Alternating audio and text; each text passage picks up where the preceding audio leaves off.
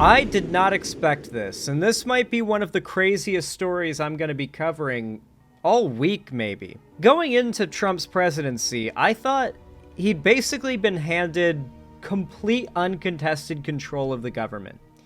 From the way the Republicans won a majority in every branch of government to the fact that Trump currently holds a Republican majority in the Supreme Court, and these Supreme Court justices, several of them were appointed by him in his last term. I thought there was no way that he was going to have any internal dissent from the Republican Party, or any significant internal dissent from his administration or the Republican Party. Nothing like what he had in his first term. And for a while this was true. Until yesterday.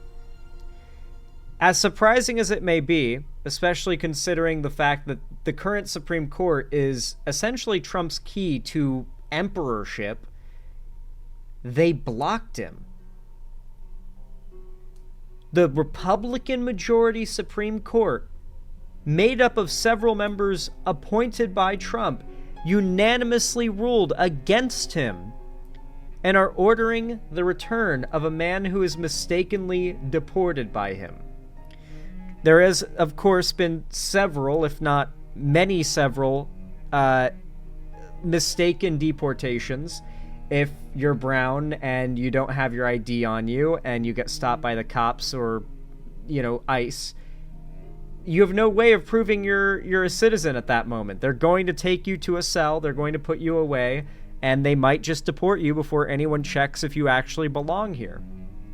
And so, as much of a insane thing to consider a W that this is, the fact that we are now having people get mistakenly deported and the Supreme Court is having to force Trump to not uphold that false deportation, that is the America we're in right now, is kind of insanely grim and awful. But we all knew it was coming. None of us should be surprised. We all warned people incessantly. Trump is a fascist. We're not exaggerating. We're not joking. We're not being triggered liberals. We don't have Trump derangement syndrome. Trump is a fascist, and he wants to do fascist things. And now he's doing those fascist things. There is no surprise to be had here, to be very clear. But, well, at least in terms of Trump's actions, where it is to be had is that the Supreme Court is actually pushing back. And the more I think about it, the more I wonder if I shouldn't be surprised about it. Sure, Trump appointed the Supreme Court justices, but we do still have a system of checks and balances, assuming the checks and balances aren't all weighed in Trump's favor. Just because Trump appointed some of these Supreme Court justices doesn't mean they're loyal to him. In fact, they have no need to be. They're some of the few people in government that don't need to be loyal to the president that appointed them. They can hold that president accountable and block them from doing things because they're lifetime appointments. It's really hard to oust a Supreme Court justice. And so, for these justices, even the ones appointed by Trump, to have unanimously voted against him here goes to show they don't feel afraid of him or beholden to him. They may ideologically agree with him on a lot of stuff, and they might assist him in a lot of his goals, but when it comes to false deportations, they're going to step in, and they're not going to be afraid of pissing Trump off or pissing off his voters, because why the fuck should they? The only thing that's making them lose that job is death or them voluntarily stepping down. And I've thought, man, maybe this whole Trump's presidency has proven how broken our checks and balances are. Because, if these guys are afraid of and beholden to Trump, they're just going to cede any power to him possible. They're not ever going to hold him accountable. The judiciary branch is supposed to hold the legislative branch accountable and be a check and a balance for its power. And I was thinking, man, that's not going to happen under Trump. He holds the Supreme Court. But I think the idea behind these lifetime appointments is that even if all the Supreme Court justices were appointed by the same president, they don't have to be afraid of not dissenting, or they don't have to be afraid of dissenting against the president who appointed them or any future president if they're doing something out of their purview of power, because that president can't touch them, at least not legally, not as far as their job goes, because the president doesn't have authority after you've been appointed to your position as a Supreme Court justice. They can't say, oh, never mind, because you're doing things I don't like. And I think that's something I hadn't considered. And because of that, I find this to be a very pleasant surprise as far as rulings go. Let's learn about it. Good evening from New York. I'm Chris Hayes. We've got some big news at this hour. The Supreme Court has unanimously ruled against the Trump administration in a case regarding a Maryland man that the administration wrongfully arrested and deported to an El Salvador mega prison last month. His name is That's where we're at, guys. Garcia. We had his lawyer on the program just this week. Just over a week ago, the White House admitted in court that Garcia's deportation. The fact that, like, this situation is happening all over America and you don't see big public figures talking about it speaks volumes to the fact that, like, the culture of the internet and the culture of mainstream anything is so controlled by the right. They are suppressing stories like this. We have people getting picked up and deported out of America, even though they're citizens of the country. And people are not making memes about that or skit videos or freak out posts about it or anything because no one cares or knows about it, or both. It's getting buried. Steve Bannon's wet dream, it's not his wet dream, it's his strategy. Remember, Steve Bannon talked about the Trump MAGA campaign method is to overwhelm the media. If they can't just do one bad thing. If they do one bad thing, the media will hyper-focus on it, and they'll hit it hard enough that it ends up harming the MAGA movement, right? But if they can do 100 crazy bad things, it stretches the mainstream media thin, it stretches the Democrats thin, and they can't respond to everything. They can only respond to a handful of things kind of poorly because they're spreading their effort. And so, Steve Bannon came out and outright stated this is what they do. Like, no euphemism or hyperbole or tongue-in-cheek speaking, just outright stated this is how we do it. This is what we do. And once you've heard him say that and you just know what the method is, it's so obvious. It's like, oh, so anytime a story comes out that if this gained traction it would be bad for the right, they bury that shit. Culturally, they bury it. They start flooding the media with stories that are meant to overtake it because they're more recent and crazier. They know how to bury a story that would destroy them if it got enough attention. And this is one of those stories they've pretty much successfully buried, despite how insane it is. An American was picked up, falsely accused of illegally immigrating, held in a facility, it's basically a prison, shipped off to a mega prison in South America, and is still there right now. The Supreme Court had to rule on whether or not it was just. Was a result of an administrative error. Because, you see, back in 2019, Donald Trump was president during that time, you might imagine, he got protected immigration status, which meant he had an active order that he could not be removed or deported.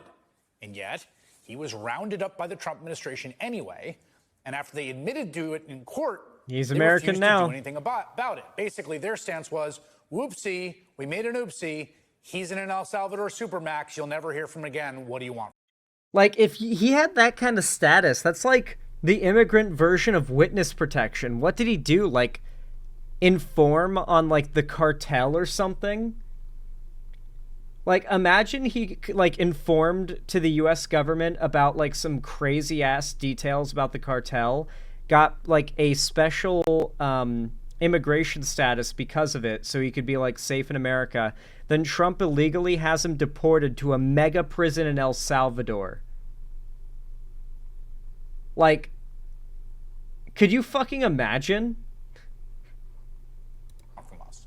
Well, just about 2 hours ago, the Supreme Court weighed in unanimously. They now say that a district court, which previously ruled in this case, unanimous can indeed vote, instruct the Trump administration to facilitate Garcia's return home. It will not be immediate, but the court says the White House has to start taking those steps. because he's not in U.S. custody, he's in the custody of a foreign government, El Salvador, there's still a lot of open questions here. But fundamentally, the core issue in this and related litigation swirling around this maneuver the Trump administration has taken has been this. Can a president use the dubious invocation of a 200-year-old law, the Alien Enemies Act, which has only been used previously in wartime, to justify basically snatching anyone off the streets and then quickly shipping them off to a foreign prison where they will never be heard from again with zero due process? None. Now, to my mind, and this is why it's very important you make sure that if you leave the house, you bring your ID with you, for God's sakes.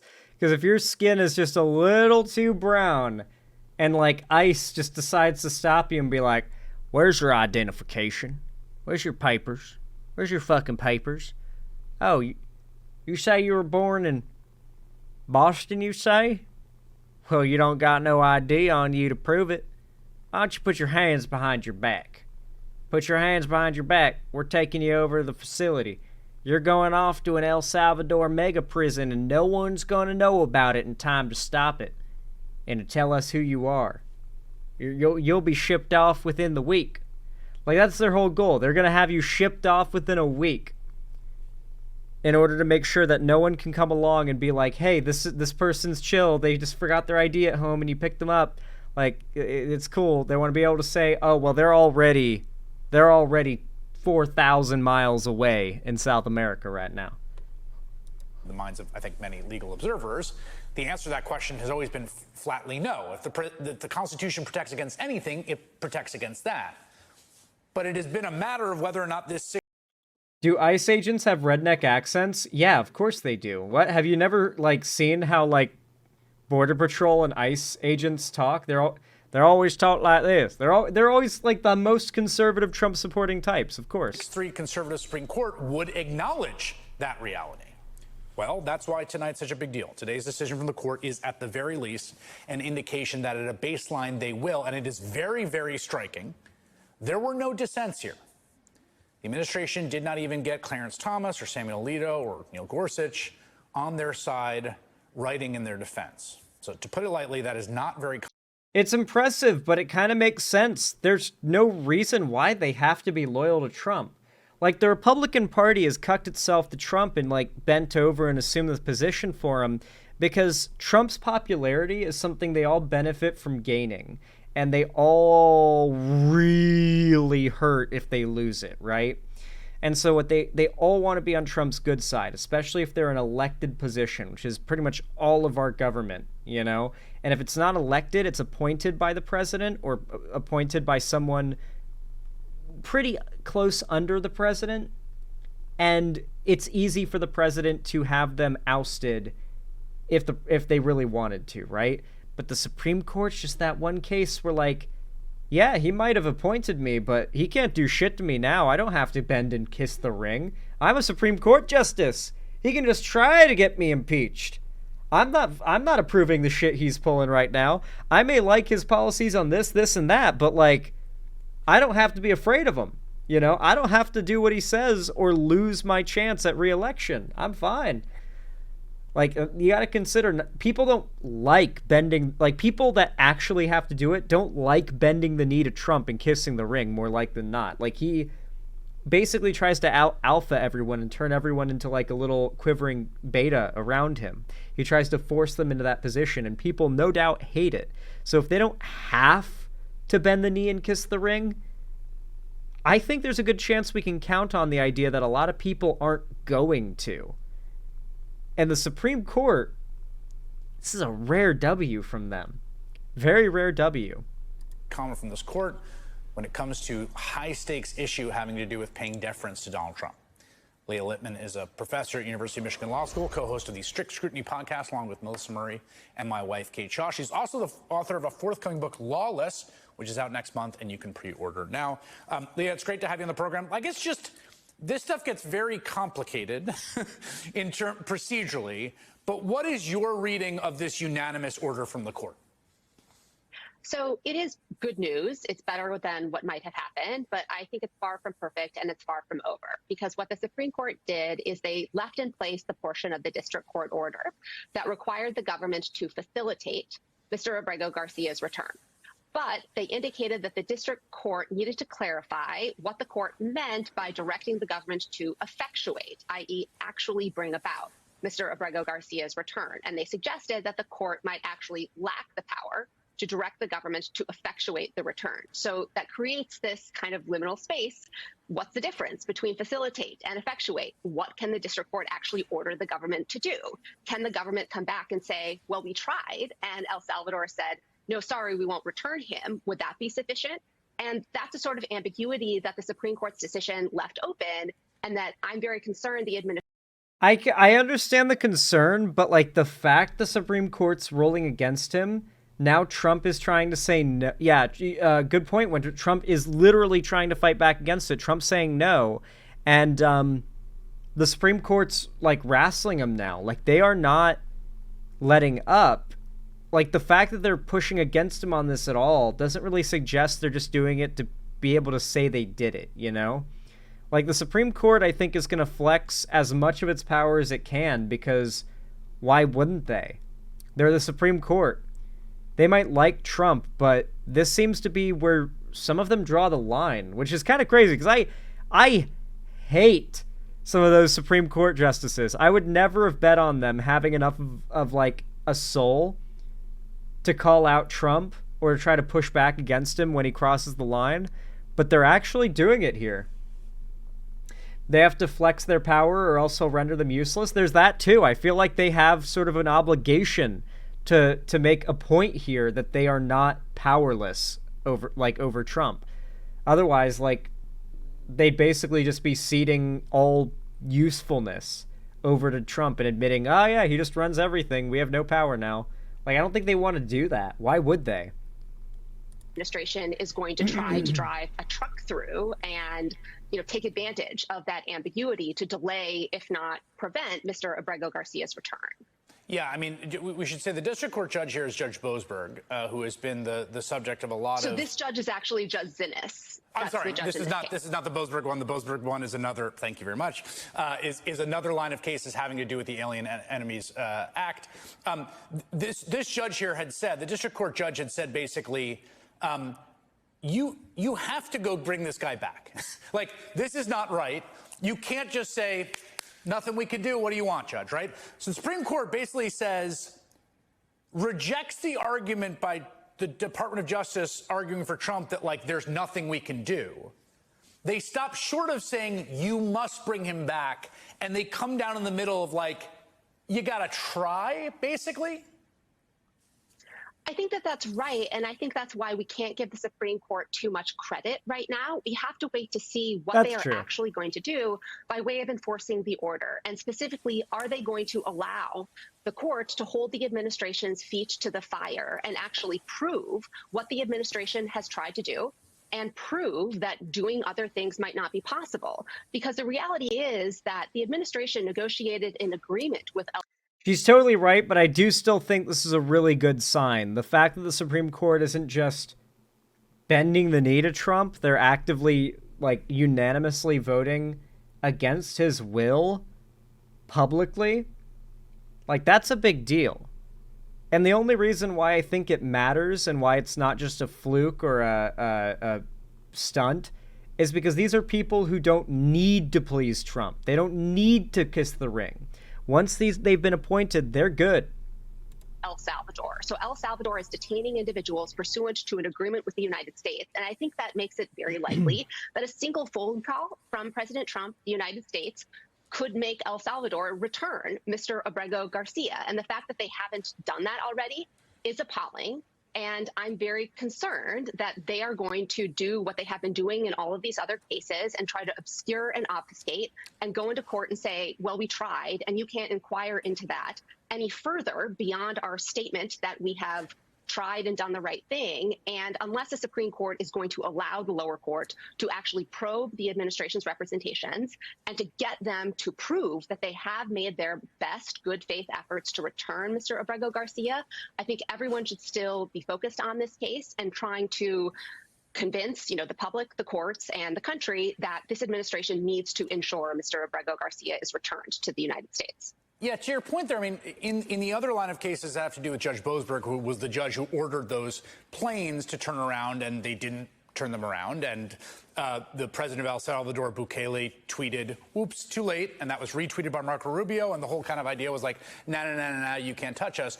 That I don't think it's a mischaracterization to say that the posture of the Trump administration in court has been one of truculence, insolence, like bordering on outright like insubordination in front of the courts about like this court stuff just isn't going to get anywhere in the mainstream media, but I do think it's still important to talk about, like if I can even reach some normie who doesn't give a fuck about this shit and tell them like, hey, you realize right now people are being falsely deported. Like the courts are ordering Trump to bring those falsely deported people back, and he's refusing. You realize that this is like a thing happening right now, and it's not getting any coverage, and no one... I hope somebody who did not know about this story ends up getting informed because of it, and I don't want this to die. I don't want this to be something that just gets swept under the rug. No one talks about it, and it ends up forgotten. Because we are going to have 1 billion chuds say, from today until the end of this presidency, that Trump is not a fascist. And if you call him a fascist, you just have Trump derangement syndrome. And when they say that, we need to make sure all the examples, such as this one, immediately come to mind. And not only that, but are actually sourceable at a moment's notice. So, that's pretty much where I stand on this. Good Lord. Listen, all I can say is maybe things are not as gloomy as I thought. Maybe we don't necessarily have a completely MAGA Supreme Court, Congress, Senate, and presidency. Maybe we all... Oh, and on top of that, House. Maybe we do still have a purple-ish, or at least non-MAGA Supreme Court. And that is one area of government that isn't completely cucked out to him. And that changes everything. That goes from everything being cucked to Trump to all but one area of government being cucked to Trump. And that's a world of difference in my mind. So hey, at least the situation isn't entirely doomer. In fact, if you enjoyed this segment, if you found it entertaining, enjoyable, or educational, and it made you happy, then please consider leaving a like and a comment down below. It really does help a lot, whether you're watching this live or after the fact when I post this on YouTube. It really does mean a lot. Thank you to everybody who hits the thumbs up. And of course, consider subscribing and ringing the bell icon to turn on all notifications so that YouTube actually tells you when I go live or upload new videos in the future. And of course, if you want to see more from me on other platforms, including my fan Discord, you can follow my social medias linked down below. No watch party tonight, because God, am I fucking tired, dude. I am really tired. So I'll probably host watch party tomorrow after stream, and we'll hold a big old vote on what we end up watching, because I host every week, usually on Fridays, watch parties, call-in streams, movie nights, and gaming events, and or gaming events, not all those things every week. But I also announce all my new uploads and streams there too, so if you don't want to miss anything at all in my community, make sure you join the Discord through the link down below in the description. And finally, if you want to support me directly, financially, you can afford it and you feel like it, consider supporting me through YouTube, Twitch, Streamlabs, Stream Elements, Patreon, buying some custom Xander Hall merch through the Streamlabs link down below, or if you're feeling extra supportive, if you want to be a real Xander Hauler, then consider subscribing, gifting a sub, or donating through my website chat. on xanderhall.com/live. Regardless, though, of how you support me, thank you so much for watching, as always, and have a good one.